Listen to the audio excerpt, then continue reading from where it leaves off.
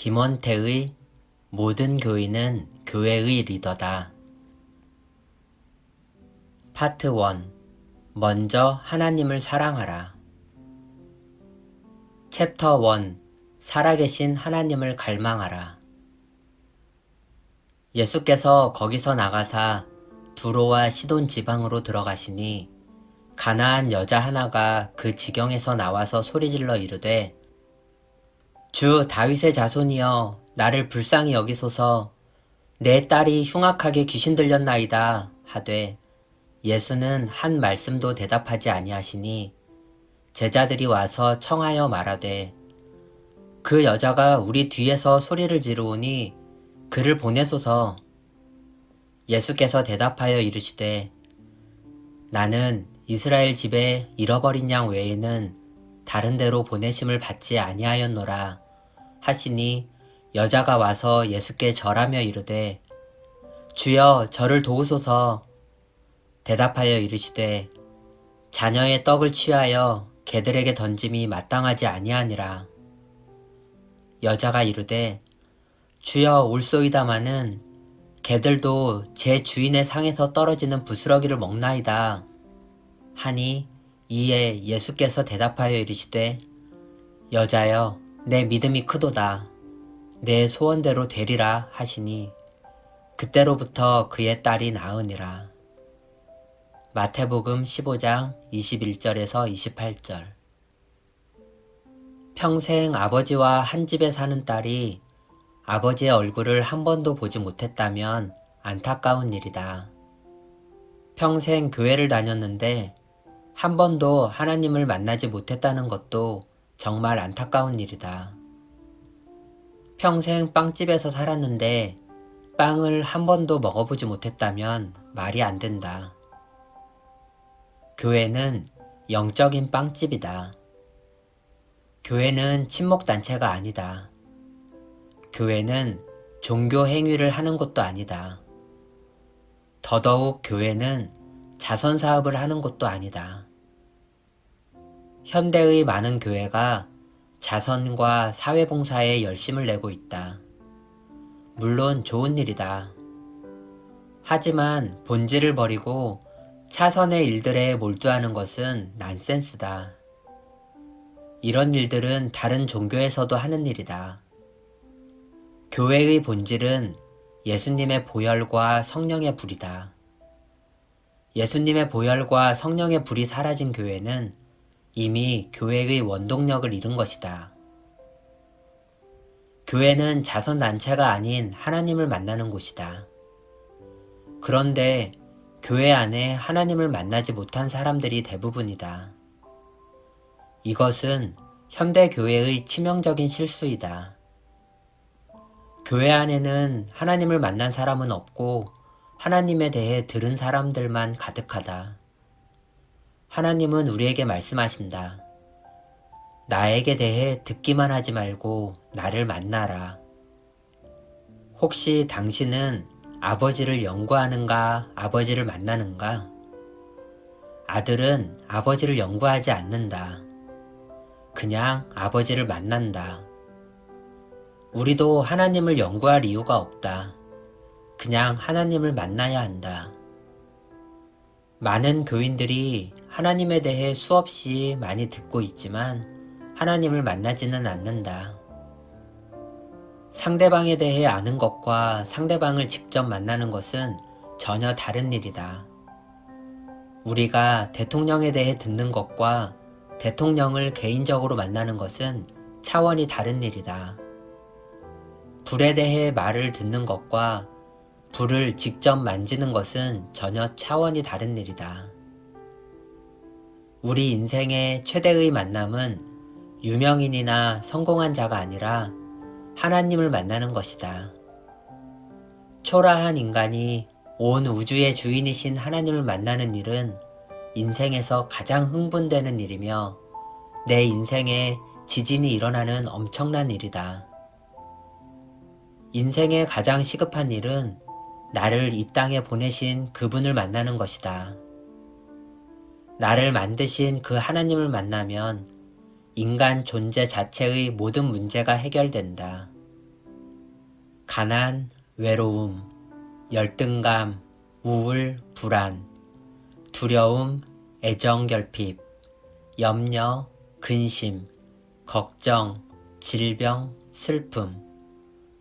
이런 부정적인 모든 것은 마치 한치의 앞도 보이지 않는 짙은 안개가 태양이 떠오르면 순식간에 사라지듯 하나님을 만나면 순식간에 다 사라진다.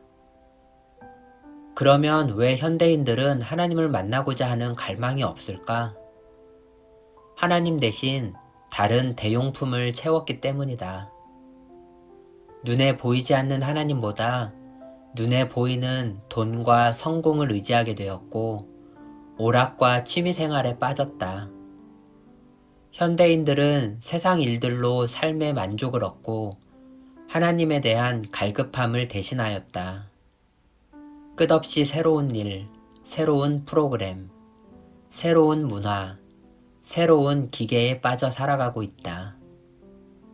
사탄의 책략은 하나님에 대한 갈급함을 갖지 못하도록 세상의 잡동사니를 우리의 마음에 가득 채우는 것이다. 오랜 세월 이 전략은 특효를 발휘했다. 내 손에 붙잡은 것이 가득하다면 다른 그 무엇도 붙잡을 수가 없다. 내 머리에 어떤 것이 가득하다면 다른 그 무엇도 들어갈 수 없다. 내 마음에 어떤 것이 가득하다면 결코 하나님을 모실 수 없다. 교회에서도 하나님 대신 다른 것을 찾으면 결코 하나님을 만날 수 없다.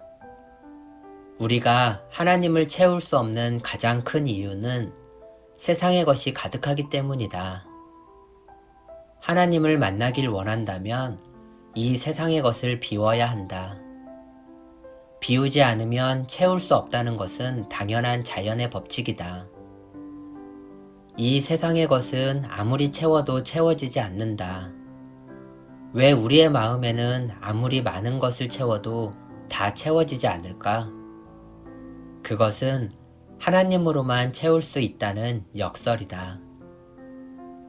미국의 한 목사님이 에티오피아 목사님을 만났는데 그 에티오피아 목사님이 미국 목사님에게 이렇게 말했다. 우리는 미국 교회를 위해 기도하고 있습니다. 미국 목사님은 깜짝 놀라 되물었다. 아니, 에티오피아 교회가 미국 교회를 위해 기도하신다고요? 네, 우리처럼 가난한 사람들보다 부유한 사람들이 신앙생활을 하기가 훨씬 더 어렵기 때문이지요. 전곡을 찌르는 말이었다. 사탄이 미국 교회의 생명력을 앗아가기 위해 쓰는 최대의 술책은 형통이라는 사탕이다. 우리는 세상의 형통함보다 하나님을 향한 갈증을 가져야 한다. 나는 예수님을 향해 갈망을 가진 한 여인을 소개하고자 한다. 그녀는 유대인도 아닌 이방 땅에 있는 가나안 여인이다. 예수께서 거기서 나가사 두로와 시돈 지방으로 들어가시니 마태복음 15장 21절. 예수님은 사역 초반을 갈릴리 지역에서 하셨다. 예수님이 갈릴리에서 사역을 하시다가 잠시 갈릴리에서 위쪽으로 약 50에서 60km 정도 떨어진 이방 땅인 두로와 시돈 지역으로 옮기셨다. 그곳에 갔을 때 한 여인이 간절한 마음으로 예수님에게 다가왔다. 가나안 여자 하나가 그 지경에서 나와서 소리질러 이르되 주 다윗의 자손이여 나를 불쌍히 여기소서. 내 딸이 흉악하게 귀신 들렸나이다 하되 마태복음 15장 22절. 두로와 시돈은 이방 지역이었고 특히 시돈 지방은 아합 시대의 가장 악한 왕비인 이세벨의 고향이기도 했다. 이 여인은 자신이 살던 지역에서 빠져나와 예수님에게 다가와서 큰 소리로 주 다윗의 자손이여 나를 불쌍히 여기소서. 내 딸이 흉악하게 귀신 들렸나이다 라고 외쳤다. 그 여인이 부르짖는 이유는 자신의 딸이 귀신 들렸기 때문이라고 말하였다. 딸이 귀신 들린 것은 자랑할 일이 아니었다. 부끄러운 일이고 숨길 일이었다. 그런데도 그녀는 그 딸이 치유되어야 한다는 간절함이 있었기에 부끄러운 것도 개의치 않고 외쳤다. 그녀는 이방인이라는 어둠의 자리를 박차고 예수님이라는 빛이 있는 곳으로 뛰어나왔다. 그녀는 예수님이 병든 자를 고치시고 죽은 자를 살리신다는 소문을 들었다.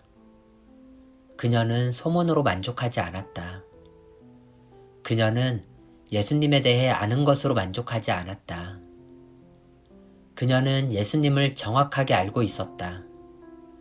그녀는 예수님을 주로 알았고 다윗의 자손, 즉 메시아로 알았다.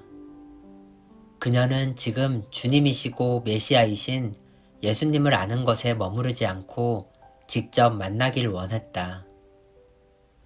그래서 그녀는 예수님에게 다가와 울부짖고 있는 것이다. 그녀에게는 예수님을 만나야 한다는 갈망이 있었다. 마태복음 15장 1절에서 20절을 보면 이 사건이 있기 바로 직전에 예루살렘에서 내려온 바리새인과 서기관들이 예수님과 논쟁하는 장면이 나온다. 그들에게는 예수님을 향한 아무런 존경심도 예수님을 주인으로 모시고 싶은 마음도 없었다. 단지 예수님을 논쟁거리로만 삼고 있었다. 예수님은 이들에 대해 진리셨다. 예수님은 이들을 피해 잠시 쉬고자 두로와 시돈 땅으로 가신 것이다. 그곳에 가자 예수님을 간절히 만나고자 하는 갈망이 가득한 여인이 큰 소리로 울부짖으며 다가왔다. 이 여인은 왜 이렇게 간절하게 예수님을 만나려고 하는가? 바로 딸이 질병에 들었기 때문이다. 이 여인이 예수님에 대한 갈망이 얼마나 큰지 모른다. 그런데 예수님의 반응은 싸늘했다. 예수는 한 말씀도 대답하지 아니하시니 제자들이 와서 요청하여 말하되 그 여자가 우리 뒤에서 소리를 지르오니 그를 보내소서. 마태복음 15장 23절. 제자들은 그녀의 울부짖음에 귀찮아서 예수님 빨리 치유해 주시고 가시죠 라는 투로 말씀을 드렸다. 그런데 예수님은 그녀의 울부짖음에 한마디도 대답하지 않으시고 도리어 이상한 말씀을 하셨다. 예수께서 대답하여 이르시되 나는 이스라엘 집에 잃어버린 양 외에는 다른 데로 보내심을 받지 아니하였노라 하시니 마태복음 15장 24절. 보통 때에는 예수님을 만나겠다고 큰 소리를 치면 예수님은 가시던 길을 멈추고 그들의 소원을 들어주셨다. 그런데 이번에는 유대인들을 구원하기 위해 오셨다면서 이방인의 부르짖음에는 별 관심을 보이지 않으셨다. 그때 여인은 예수님의 단호한 거절에도 포기하지 않고 예수님의 발 앞에 엎드려 절을 하며 자신을 도와달라고 끈질기게 간청했다. 그러나 예수님의 반응은 여전히 싸늘했다. 자녀의 떡을 취하여 개들에게 던짐이 마땅하지 아니하니라. 마태복음 15장 26절. 개라는 단어는 헬라어로 퀴온이라는 들개와 퀴나리온이라는 애완용 개가 있는데 여기서는 퀴나리온, 즉 애완용 개를 말한다. 예수님은 떡을 자녀에게 주는 것이 마땅하고 집에서 키우는 애완용 개에게 주는 것은 옳지 않다는 의미로 말씀하셨다. 이 정도로 말을 하면 보통 사람 같으면 아니 예수님이 사랑이 많으신 줄 알았는데 나를 개로 취급하네 하며 낙심하고 돌아섰을 것이다. 그런데 그녀는 달랐다. 정말 목이 마른 사람은 자존심이 없다. 정말 목이 마른 사람은 체면도 없다. 그녀에게는 갈급함이 온몸에 가득했다. 그녀는 자신의 목마름을 이렇게 표현하였다. 여자가 이르되 주여 올소이다마는 개들도 제 주인의 상에서 떨어지는 부스러기를 먹나이다 하니 마태복음 15장 27절. 그녀는 자신은 이방인이니 개라고 하여도 개의치 않았다. 다만 개들도 주인의 상에서 떨어지는 부스러기를 먹는데 나에게 주님이 베푸시는 부스러기만이라도 달라고 간청하였다. 그녀는 알고 있었다. 부스러기 은혜만 있어도 모든 병을 치유하고 회복하는 능력이 있음을. 부스러기 은혜만 있어도 평생 치유하지 못하는 질병도 순식간에 치유됨을 알았다. 이때 우리 주 예수님은 부스러기만이라도 줬사오니 부스러기 은혜라도 주옵소서 라고 말하는 이방 여인에게 부스러기가 아닌 더 큰 은혜를 부어주신다. 이에 예수께서 대답하여 이르시되 여자여 내 믿음이 크도다. 내 소원대로 되리라 하시니 그때로부터 그의 딸이 나으니라. 마태복음 15장 28절. 우리가 가진 한글 성경에는 안 나와 있는데 원어에는 여자여라는 말 앞에 오라는 감탄사가 있다. 예수님은 이 여자의 믿음에 감동이 되셨다. 이 여인이 예수님의 마음을 얻자 그녀는 순식간에 소원이 이루어졌다. 예수님의 마음을 얻자 순식간에 딸의 불치병이 치유되었다. 예수님은 이 여인에게 내 믿음이 크다고 말씀하셨다. 예수님은 이 여인이 가지고 있는 갈망을 믿음으로 연결하셨다. 예수님께서 이 여인의 간청에 사늘한 반응을 보이신 것은 여인을 향한 테스트였다. 믿음은 언제나 현재형이다. 옛날의 믿음은 중요한 것이 아니다. 지금 믿음이 있어야 한다. 옛날에 하나님을 향한 갈증이 있었다는 것이 중요한 게 아니다. 지금 하나님의 부스러기 은혜라도 좋습니다 라고 하며 그분께 부르짖는 갈증이 있어야 한다. 또 믿음은 지속성이다. 한 번 믿는 것은 중요한 것이 아니다. 계속 믿는 것이 중요하다. 한 번 간절히 기도해서 응답이 없다고 포기하면 진짜 믿음이 아니다. 믿음은 일회용 자판기가 아니다. 믿음은 흥정용이 아니다. 믿음은 어떤 상황에서도 계속 믿는 것이 믿음이다. 응답이 있든 없든 상관없이 계속 그분을 찾고 믿는 것이 믿음이다. 때로는 우리의 기도가 응답될 때도 있고 또 몇 년 동안 기도해도 응답되지 않는 때가 있다. 그래도 응답에 상관없이 그분을 계속 지속적으로 믿는 것이 믿음이다. 우리의 삶은 테스터다. 하나님은 우리가 어떤 태도로 살아가는지, 무엇을 갈망하며 살아가는지 다 보고 계신다. 당신에게는 매일 그분을 신뢰하고 그분을 찾는 갈망이 있어야 한다. 예수님은 지금 이 여인을 향해 내 믿음이 크다고 칭찬해 주셨다. 왜 갑자기 이 여인의 믿음이 크다고 말씀하시는가? 예수님이 거절하고 냉대해도 계속 끝까지 포기하지 않고 믿고 간구하였기 때문이다. 이 여인을 향해 믿음이 크다고 말씀하시는 것은 예수님 바로 곁에 있는 제자들에게 이렇게 말씀하시는 것과 같다. 너희들은 이 여인의 믿음이 보이느냐? 너희들은 이 여인에게 있는 나를 향한 갈망이 있느냐? 예수님의 제자들이라고 하며 따라다니는 그들에게도 이 이방 여인이 가진 큰 믿음이 없었다. 예수님은 이번 장의 말씀, 마태복음 15장 사건이 있기 전에 마태복음 14장에서 제자들에게 믿음이 작다고 꾸중하셨다. 그리고 마태복음 15장 전반부에서는 바리새인들이 예수님을 존경하는 마음이 없다고 책망하셨다. 이 백성이 입술로는 나를 공경하되 마음은 내게서 멀도다. 마태복음 15장 8절. 예수님 곁에 있는 제자들이나 그 당시 종교 지도자인 바리새인들은 이 여인이 가지고 있는 예수님을 향한 갈망이 없었다. 우리 주변에도 몸이 아프고 가정이 깨어지고 사업에 어려움이 있는 사람들이 간절한 마음으로 교회를 찾아와 은혜를 받는 경우가 종종 있다.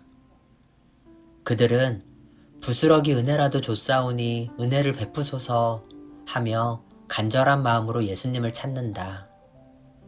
그런데 정작 교회 안에 있는 사람들은 예수님에 대해 냉랭하다. 교회에서 행하는 모든 것이 너무나 익숙해서 아무런 기대도 열정도 갈증도 없다. 찬양에도 열정이 없고 기도에도 열정이 없으며 말씀에도 갈급함이 없다. 영이 말라 죽어가고 있는데도 하나님을 만나고자 하는 갈망이 없다. 정말 안타까운 일이다. 우리에게는 이 이방 여인이 가졌던 갈망이 필요하다. 현대 교인들의 최고의 질병은 영적 미지근함이라는 난치병이다. 하나님은 하나님이 주시는 혜택만 받으려는 자를 만나 주시지 않는다. 이 여인처럼 예수님을 주인으로 모시는 자, 예수님이 주시는 부스러기 은혜라도 받아야겠다는 갈망이 있는 자를 원하신다. 당신은 이 여인처럼 예수님 앞에 나와 울부짖어 본 적이 있는가? 사람들의 시선이나 사람들의 말에 아랑곳 없이 그분을 만나기 위해 부르짖어 본 적이 있는가? 이 여인은 가나안인으로 완전한 이방 여자였다. 갈릴리 지역 아래쪽에는 사마리아인들이 있었다. 그들은 혼혈족으로 반유대인들이었다. 유대인들은 사마리아인들을 혼혈족이라고 상종도 하지 않았다. 하물며 이방인인 가나안인들을 사람 취급했겠는가? 가나안인들은 출애굽한 이스라엘 백성들이 가나안 땅을 공격하여 모두 죽여야 했던 자들이었다. 가나안은 여호수아의 군대에 의해 완전히 전멸당했어야 할 자들이었다. 모든 유대인의 눈에는 가나안 사람들이 살아있는 것 자체가 혐오스러운 일이었다. 그런데 모든 유대인이 무시하는 이 가나안 여인이 모든 유대인이 잃어버렸던 것을 가지고 있었다. 그것은 예수님을 향한 뜨거운 갈증이었다. 이 여인은 현대교회 교인들이 갖지 못한 것을 가지고 있었다. 우리는 이 사건을 통해 몇 가지를 깊이 생각해 보고자 한다. 하나님을 향한 갈망이 있어야 한다. 이 가나안 여인은 이방인이었지만 유대인인 예수님을 만나길 원하는 갈망이 있었다. 유대인이 가나안 여인을 만나주지 않는다는 것을 상식적으로 잘 알고 있었다. 그러나 그녀는 시대적 상황과 상식을 무시하고 유대인인 예수님을 만나야 한다는 갈망이 가득했다. 이 갈망함을 아시고 예수님께서 일부러 갈릴리 사역을 멈추시고 이방 땅인 두로와 시돈으로 오신 것이다. 예수님께서 갈릴리 사역을 하시다가 갑자기 두로와 시돈 지역으로 사역지를 옮기신 이유는 한 여인을 만나 그 딸을 치유하시기 위함 뿐이었다. 예수님은 이 여인의 딸을 고치시고 곧 다시 갈릴리로 돌아오셨다. 갈망은 예수님을 만나게 해준다. 이 여인이 예수님에게 오기 전에 예수님께서 먼저 이 여인이 있는 지역으로 가신 것이다. 이런 말을 들어보았는가? 학생이 준비되면 스승은 나타난다. 하나님은 지금도 모든 사람의 마음을 다 알고 계신다. 하나님은 하나님을 간절히 만나길 원하는 자에게 사람을 보내시고 환경을 만들어 주신다. 하나님은 하나님을 간절히 찾는 자에게는 반드시 만나 주신다. 나를 간절히 찾는 자가 나를 만날 것이니라. 잠언 8장 17절. 어떤 사람이 스승을 찾아가서 물었다. 어떻게 하면 하나님을 찾을 수 있습니까? 스승이 대답했다. 갈망함으로써 찾을 수 있느니라. 그렇지만 저는 온 마음을 다해 하나님을 갈망하고 있지 않습니까? 그런데 왜 그분을 찾지 못하는 것이지요? 그러자 스승은 제자를 데리고 강에 가서 제자의 머리를 물속에 밀어넣고는 몸부림칠 때까지 붙들고 있었다. 자네 머리를 물속에 넣었을 때 왜 그렇게 몸부림을 쳤나? 숨이 막혀서 그랬습니다. 바로 그렇게 하나님을 숨막히게 찾는 갈망을 가지게 되면 하나님을 찾을 수 있다네. 나는 오랫동안 성령에 대한 갈망이 있었다. 나는 초등학교 5학년 때 성령을 체험했다. 그 후 뜨거운 신앙생활을 하다가 대학을 마치고 신학교에 들어갔다. 그곳에서 성령론을 가르치는 교수님이 사도행전 2장에만 성령이 부어졌지 그 후로는 없다고 말씀하시고 또 기도할 때 중언부언하는 방언 같은 것은 하지 말라고 하셨다.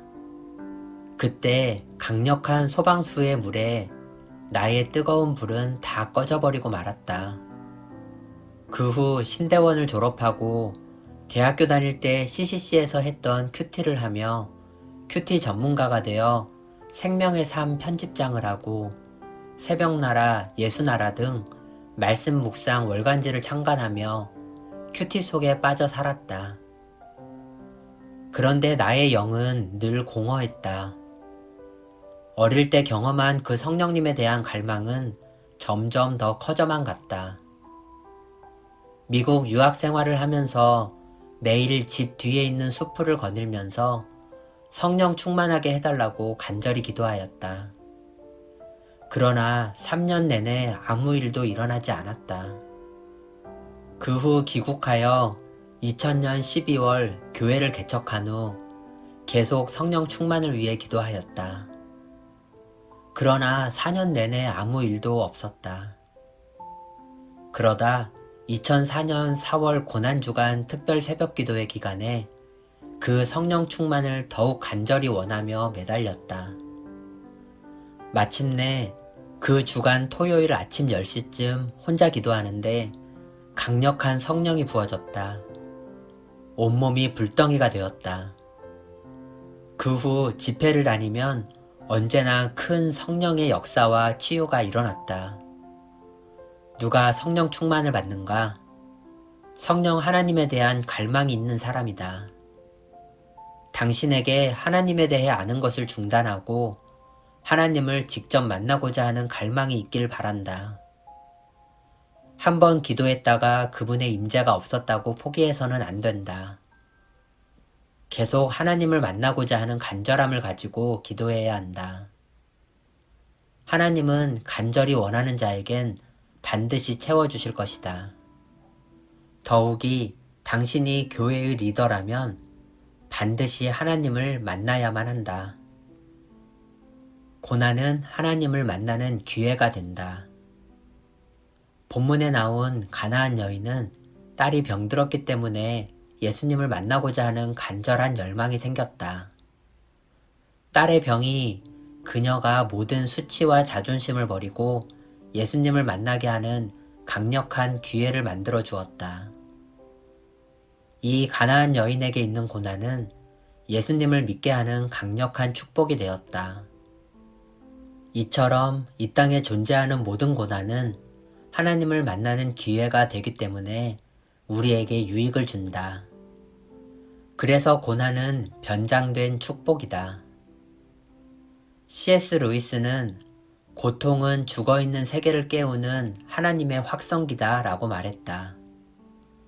다윗은 고난당한 것이 내게 유익이라 이로 말미암아 내가 주의 율례들을 배우게 되었나이다 라고 고백하였다. 시편 119편 71절. 다윗이 그렇게 믿음이 좋은 절대 믿음을 갖게 된 것은 그에게 숱한 고난이 있었기 때문이다. 당신에게 고난이 있다고 낙심하거나 절망하지 마라. 고난이 당신을 망하게 하지 않는다. 고난은 하나님을 만나는 축복이다. 아무리 큰 고난이 있어도 절대로 포기하지 말고 끝까지 하나님을 찾으면 반드시 만나주신다.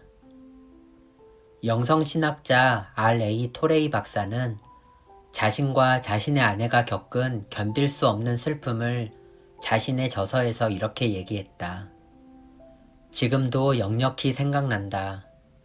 우리 내외에게는 9살 난 아주 애교 많고 귀염성 있는 딸이 있었다. 어느 날 편도선염에서 디프테리아로 이어지는 의사의 진단을 받았지만 딸의 상태는 곧 회복되는 것 같아서 우리는 매우 기뻐했다. 그런데 갑자기 엘리자벳의 영혼은 육체로부터 떠나가고 말았다. 보건소 직원들이 들어와서 어린아이의 시체를 곧 묻으라고 명령했다. 물론 장례하는 곳에는 아무도 따라가지 못하게 하였다. 어린 것의 오빠와 동생들까지도 함께 가지 못하고 길 건너편에서 저들의 누이의 시체가 누워있는 곳을 건너다 볼 뿐이었다. 이튿날 아침 학생들을 가르치려고 성서 학원으로 가는 길 모퉁이에서 나는 오 엘리자벳 하고 목 놓아 울었다. 바로 그때였다. 내 마음속에 깃들여 있던 그 샘물이 내가 전에 경험해보지 못하던 큰 세력으로 터져 나왔다. 나는 이때 나의 일생에 처음 느끼는 가장 큰 기쁨을 느꼈다. 아, 성령의 기쁨이 얼마나 놀라운지. 우리의 외부적인 조건으로는 전혀 얻을 수 없고 또 우리가 가장 사랑하는 친구에게서도 얻을 수 없으며 오직 우리의 마음속에 성령의 기쁨의 샘이 있을 때만 이 샘은 솟고 또 솟아난다. 1년 365일을 두고 어떠한 경우에 처해 있든지 끊임없이 영생토록 솟아나는 성령의 기쁨을 얻는다는 것은 참으로 말할 수 없이 영광스러운 일이다. 하나님은 우리의 고난까지도 낭비하지 않으시는 분이다. 당신의 인생에 나타난 고난을 고난으로 보내지 마라. 고난은 하나님을 만날 수 있는 강력한 도구이다. 계속 갈망함을 유지하라. 한 번만 하나님을 만나는 것은 진짜 갈망함이 아니다. 우리는 평생 하나님을 갈망하며 살아야 한다. 한 번만 목이 마르고 그 후에 목이 마르지 않는다면 그 사람은 결국 나중에 물을 먹지 않아서 큰 병을 얻게 될 것이다. 평생을 살면서 계속 목이 말라야 한다. 한 번 결혼하였다고 결혼식 이후 아내를 만나지도 대화하지도 않는다면 그 사랑은 가짜다. 한 번 하나님을 만났다고 지금 계속 그 하나님을 만날 마음이 없다면 내 신앙은 자신을 속이는 가짜 믿음이다. 하나님이여 사슴이 시냇물을 찾기에 갈급한 같이 내 영혼이 주를 찾기에 갈급하나이다. 시편 42편 1절. 만약 평생 한 번만 배고픈 식욕이 생기고 그 후에 식욕이 없어졌다면 그 사람은 환자다. 매 끼니 때마다 배가 고파야 건강한 사람이다. 평생 한 번만 하나님을 만나는 갈망이 있으면 안 된다. 매일 하나님을 만나고자 하는 갈망이 유지되어야 한다. 다윗은 평생 하나님을 모시고 살았다.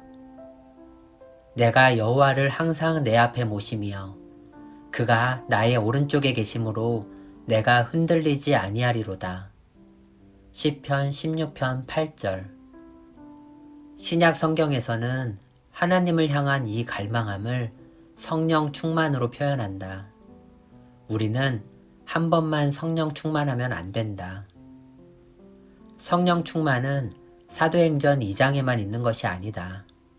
사도행전 4장에도 10장에도 19장에도 계속 성령 충만은 연거푸 있었다. 베드로는 사도행전 11장 15절에서 백부장 고넬료의 집에 성령이 부어졌을 때 처음 우리에게 내리신 그 성령이 또 내렸다고 분명하게 기록하고 있다. 내가 말을 시작할 때에 성령이 그들에게 임하시기를 처음 우리에게 하신 것과 같이 하는지라. 여기서 처음 우리에게 하신 것은 사도행전 2장에 오순절날 성령이 내리신 일을 말한다. 그 사도행전 2장에 내리신 성령이 사도행전 10장에 로마의 백부장인 고넬료의 집에서 베드로가 설교할 때 내리신 것이다. 우리는 날마다 성령 충만해야 한다. 토레이 박사는 아침마다 성령으로 샤워를 한다고 말했다. 나의 충만으로 인생을 살지 말고 세상 충만으로 인생을 살지 말고 성령으로 충만해야 한다. 하나님은 우리에게 말씀하신다. 나의 충만함 없이도 만족한 인생을 살아가는 너는 어찌된 일이냐. 나를 가까이 할 수 있는데도 그렇게 먼 거리를 두고 사는 이유가 무엇이냐. 하나님을 가까이 하라. 그러면 하나님도 당신을 가까이 하실 것이다. 과학자이자 전 명지대학교 총장이었던 정근모 박사는 서울대학교를 나와 24세에 미국 플로리다 대학의 최연소 교수가 된 수재였다. 그는 교육부 장관을 2번이나 하였고 한국 최고의 원자력 권위자다. 인간적으로 볼 때 그는 우수한 지성인으로 하나님을 믿을 이유가 전혀 없었다. 그런데 그가 30대 후반에 13살짜리 아들이 신부전증으로 죽음 직전까지 가게 되었다. 의사는 콩팥 이식 수술 외에는 방법이 없다고 해서 자신의 콩팥을 아들에게 주었다. 그러나 수술 부작용으로 아들이 죽어갔다. 노란색이던 아들의 얼굴이 새까맣게 변해갔고 의사는 현대의학으로 할 수 있는 일이 없다고 말했다. 그렇게 아들이 죽어가고 있었다. 그가 아들의 죽음 앞에 아무것도 할 수 없는 무능한 아버지임을 알고 지푸라기라도 잡는 심정으로 그동안 믿지 않았던 하나님 앞에 엎드렸다. 부부가 함께 기도하고 있는데 가끔 형식적으로 나갔던 교회에서 연락이 왔다. 교회 집회에 참석하라는 통보였다. 아내는 이제 방법이 없다며 교회에 가서 기도하자고 했다. 교회에 가서 목 놓아 울었다. 아들의 생명을 연장시켜달라고. 집회 후 병원에서 아들의 수치가 정상으로 회복되고 있다는 연락을 받았다. 기적이 일어난 것이다. 아들의 새까만 얼굴이 점점 정상적으로 돌아왔다. 그 후 평생 주일 예배는 물론이고 수요 예배, 금요 예배에 빠지지 않고 다 참석하며 늘 주님 앞에 겸손히 엎드리는 자가 되었다고 한다. 당신의 인생에 하나님 외에 도울 수 없는 문제가 있는가? 지금 불가능한 일을 눈앞에 두고 있는가? 지금 그분 앞에 엎드려 부르짖으라. 하나님은 우리가 부르짖으면 응답하겠다고 약속하셨다. 너는 내게 부르짖으라. 내가 내게 응답하겠고 내가 알지 못하는 크고 은밀한 일을 내게 보이리라. 예레미야 33장 3절. 너무 오래된 질병이라 포기하는가? 영적 무기력에 빠졌는가? 돈 문제로 감옥에 갇힌 것 같은 삶을 사는가? 가정생활에 기쁨이 사라진 지 오래인가? 해결할 수 없는 인간관계의 문제에 갇혔는가? 인생의 해답은 사람의 방법에 있는 것이 아니다. 하나님의 상에서 떨어지는 한 조각의 부스러기 은혜에 해답이 있다. 하나님에게 모든 것이 있다. 하나님을 만나면 모든 절망이 사라지고 희망이 넘치게 될 것이다. 지금 하나님을 만나라. 하나님이 주시는 부스러기 은혜라도 구하라. 김원태의 모든 교인은 교회의 리더다. 챕터 1. 살아계신 하나님을 갈망하라.